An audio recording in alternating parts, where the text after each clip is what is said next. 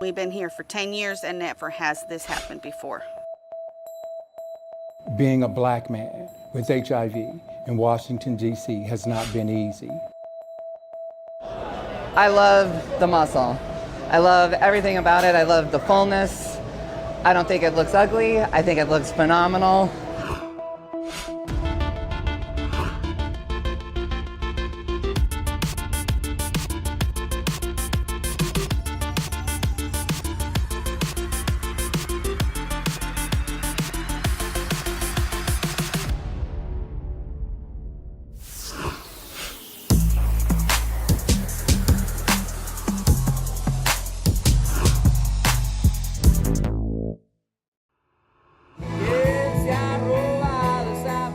Houston, Texas, America's fourth largest city and its most diverse.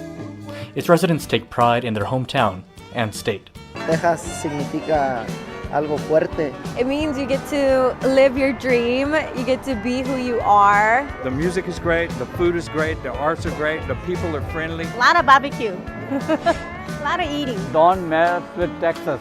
De saber el español y el inglés y comer tacos y una pizza mañana. You gotta be able to do the two-step for sure. Rodeo, funnel cakes. It's just that southern hospitality. It is like southern value, yes ma'am, no ma'am. I love the cowboy movie. Plenty of food and everything. I could just go anywhere and talk to a stranger here, and they don't think it's weird. In Texas, we have our elbow room. So we have time to stop and be polite, ask about the weather, make sure our neighbors are okay. The East Coast or the West Coast, so you talk to them, I'm like, who the hell are you? I don't know who you are. Get away from me. Being, I wouldn't say arrogant, but confident in who you are as a person. Es un orgullo muy grande. To be a Texan is like living with pride of who you are. I love being a Texan.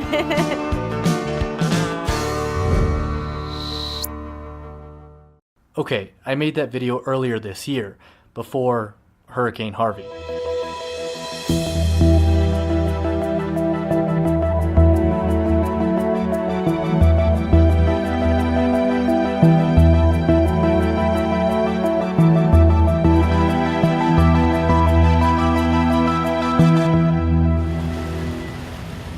The storm hit at the end of August, dumping more than a meter of rain in 5 days. More than 80 people died. Tens of thousands of people were displaced.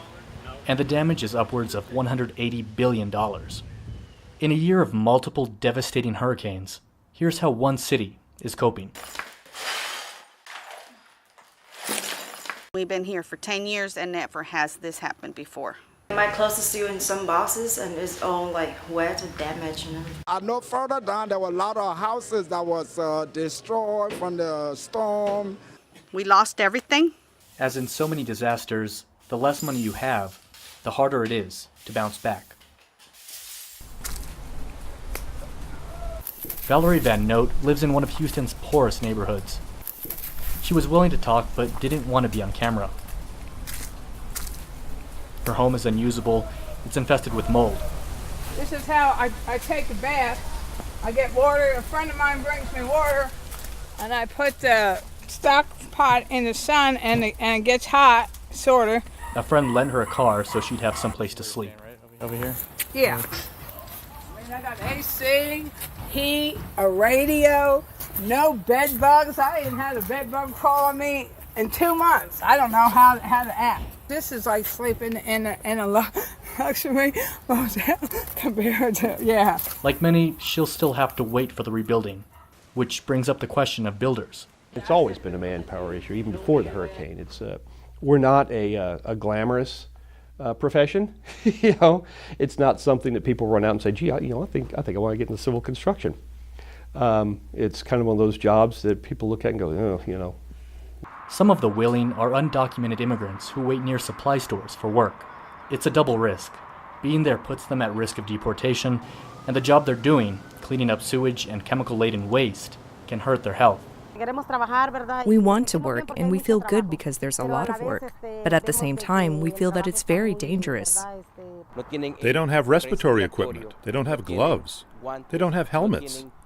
They don't have absolutely anything to be able to do their job, much less to protect themselves against bacteria. But in another part of Houston, the city's large Vietnamese population is struggling with different problems. In Fatima Village, a community of 33 ethnic Vietnamese families, Victor No, a floor installer, says he hasn't had an opportunity to seek outside reconstruction work. At first, I had to spend 2 months to fix up my house. That's basically. And now I finished my house and I start to fix up this church. So basically, I don't go out there to work to make money. Not yet. He's also helping others in Fatima Village. Victor knows neighbors, mostly older residents who don't speak much English, rely on him for help with rebuilding, translation, and federal aid forms. Nearly 3 months after the storm, many are still struggling. They came to fix the home and it cost $11,000, but they're not finished yet. The washer, dryer, and refrigerator, I still haven't bought them yet, and 2 beds. The paperwork can be a burden for everyone. They also face, that, not only that language barrier, but that networking piece, because they're not intertwined with a lot of, the rules, the regulations, the whole process. Well, how did I do the bid? What's the process? Yet, like the rest of Houston, they're figuring it out. We stick together as a community to, to survive.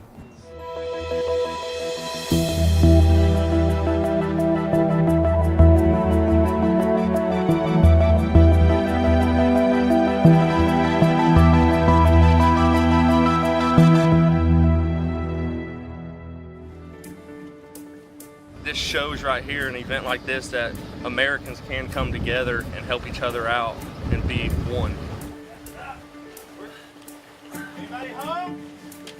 People of all faiths, they have come together. They're working just purely on the basis of humanity, nothing else, just human beings helping each other. I mean, it's the middle of the week, driving hours and hours to just come and help. I mean, because just people helping people. If you see someone in help, you should help them out. That's what I think. Ramon Taylor, VOA News, Houston. It's not that bad of a illness anymore, and you can live with it. And if we all can come together, we can bring the stigma down, and more people could get tested, and we can really destroy this whole epidemic of it.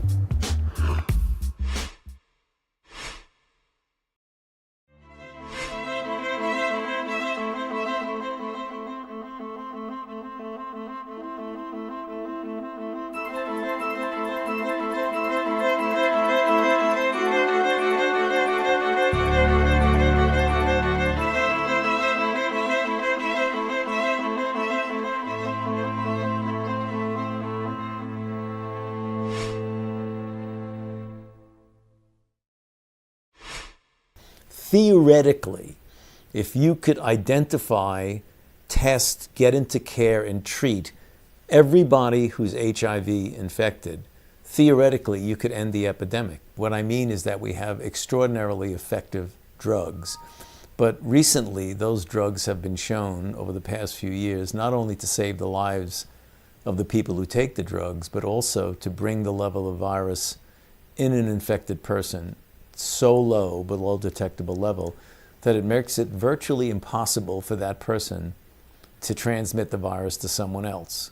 In addition, we have what's called pre-exposure prophylaxis, or PrEP, which means if you have people who are at high risk for infection and they take a single pill every single day, in this case Truvada, which has been approved for pre-exposure prophylaxis, you can decrease by more than 95-97% the likelihood that they are going to acquire HIV infection. I've also been saying, and I believe this is true, that in order to get a durable end to the epidemic, we would be greatly helped by an HIV vaccine, even a vaccine that was not 90-95% effective. I mean, if you look at the vaccines for other infectious diseases like measles and hepatitis and polio, measles, for example, the vaccine is 98-99% effective. I don't think we're going to get there with an HIV vaccine, but even a vaccine that's 50-55, at the most 60% effective, together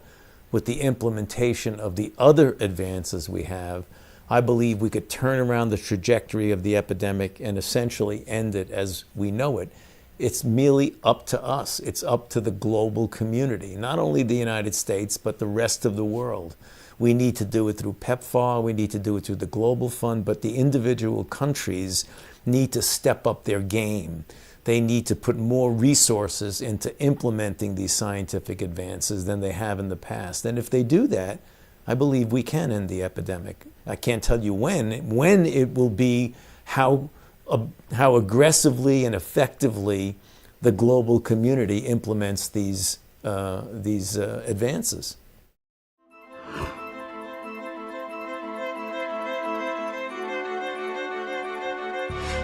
Being a black man with HIV in Washington, D.C. has not been easy.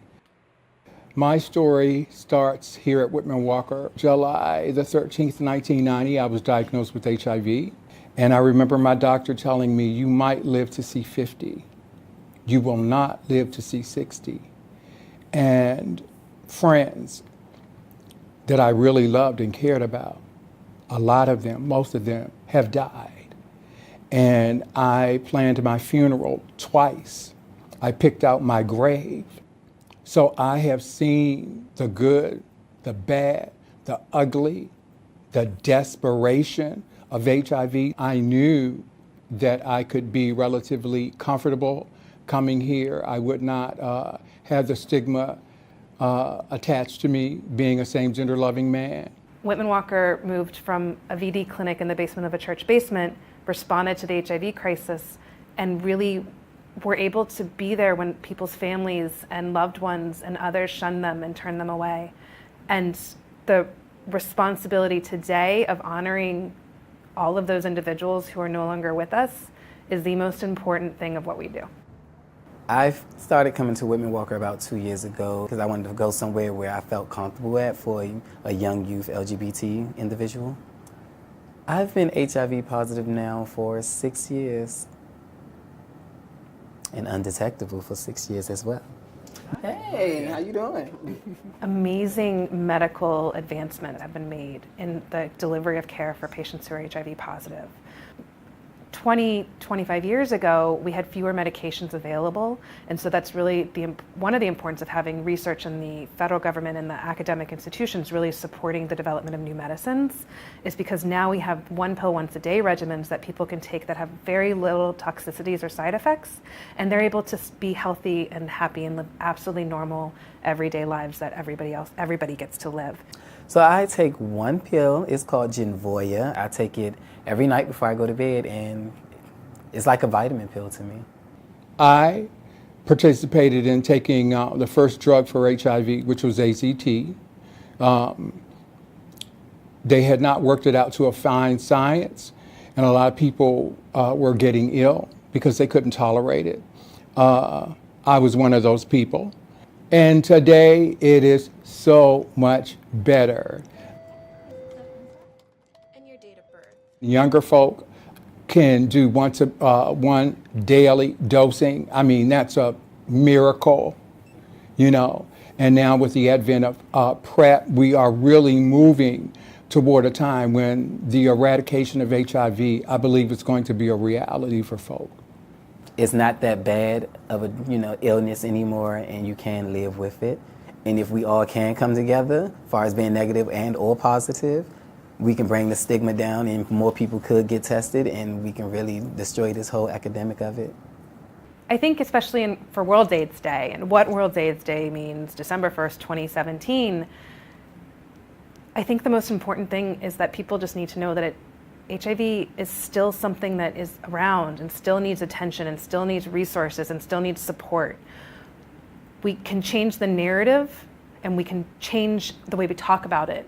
We can talk about it being something you take a pill every day for, that getting undetectable means that you're not able to transmit the virus, and the changes we've made at prevention and engagement and what that looks like to be positive and to be negative, and what love and relationship and sex and intimacy looks like in 2017. But we need to talk about it. That's the importance of December 1st, is having that conversation and to have it openly and honestly, and the more you talk, the more you reduce stigma. One of the best ways to help amputees advance is to help them get more and more comfortable with their prosthetic device.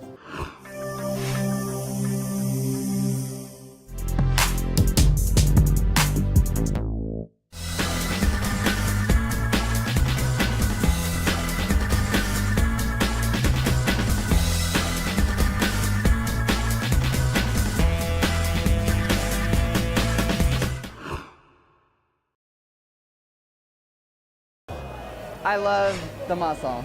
I love everything about it. I love the fullness. I don't think it looks ugly. I think it looks phenomenal. Heather Formicella is one of 3 women who competed in what's called the Women's Pro Physique category at the Presidential Cup bodybuilding competition in Maryland. Life could be worse. I get to lift weights every day and I get to do something that I'm passionate about. And if it helps inspire somebody, even better. But it's more than just hitting the gym. The athletes in this drug-free competition submit to a polygraph, and if they win, a urinalysis. From there, Dory Smith, who's competing against Formicella, gets a custom paint job. We're not all one color, so this completes, makes her skin tone even. I'm always critical of myself. So, I still don't see someone who's at her best yet. It gives me something to continue to push and strive for.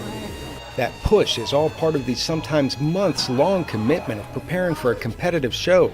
A commitment that Navy veteran and mother of 2, Lakeisha Kanan, who's challenging both Smith and Formicella, embraces as a means of survival. I made a visit home and I could see my relatives, they're all declining from diabetes and heart disease. I don't want my leg cut off at 50. And I know diabetes, I could have just as easily had it because my father has it and my brother has it. Countless hours of work led these 3 women to this moment on stage.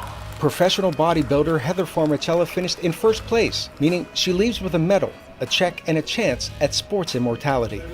Arash Arabasadi, VOA News, Upper Marlboro, Maryland.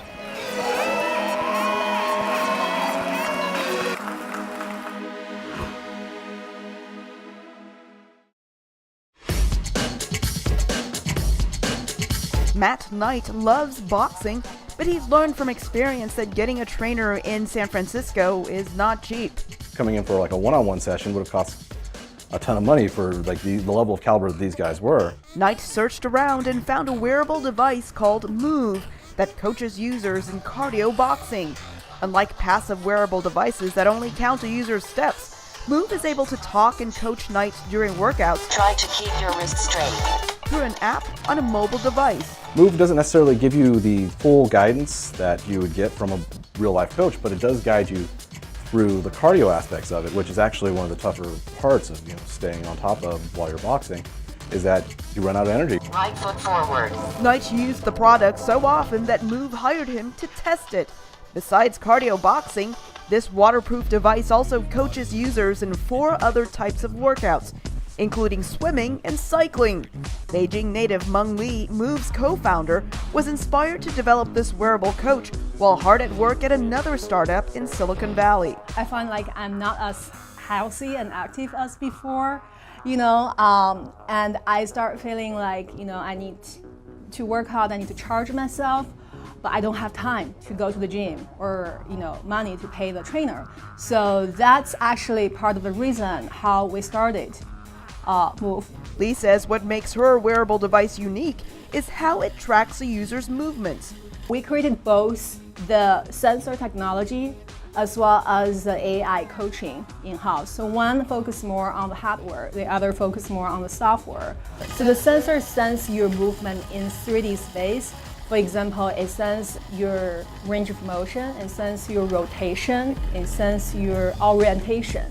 Fitness-oriented wearable devices are not only gaining popularity in the US, they are also trendy in many Asian countries, the reason behind this Chinese language promotional video. In China, the trend of fitness is growing so fast, and we see very similar behaviors and need from our consumers in China, and it's growing. But at the beginning, we didn't expect that. It was basically a surprise. As with many immigrants who attend graduate school in the U.S., Lee decided to stay and work here. But she has a team of employees in China, and she expects more trips home as her 3-year-old startup grows. Elizabeth Lee, VOA News, San Mateo, California.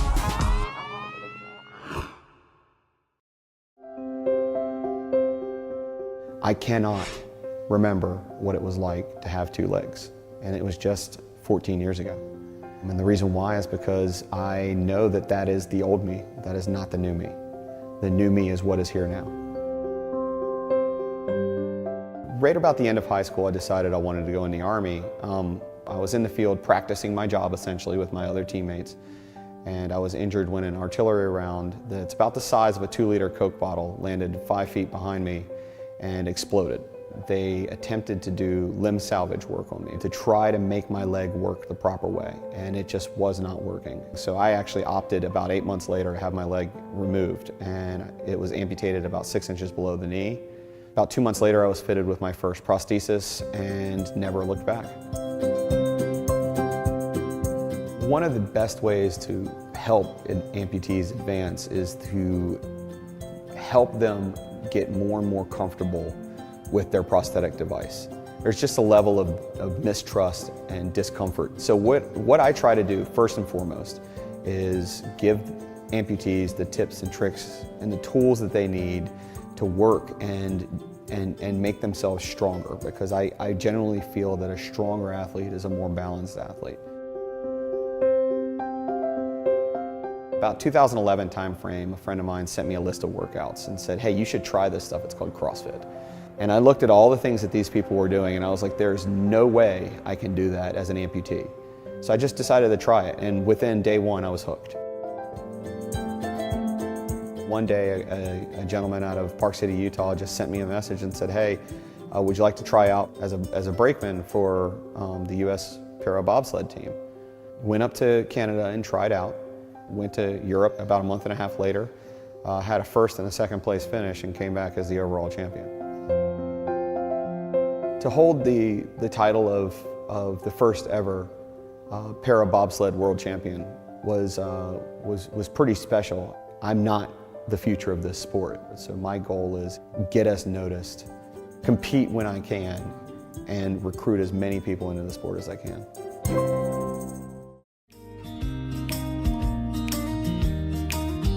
There you go, sweetheart. Thank you. For being such a good nanny. Thank you. You're welcome. With the U.S. Capitol basked in sunshine, tourists and other visitors were invited to share a gesture of warmth.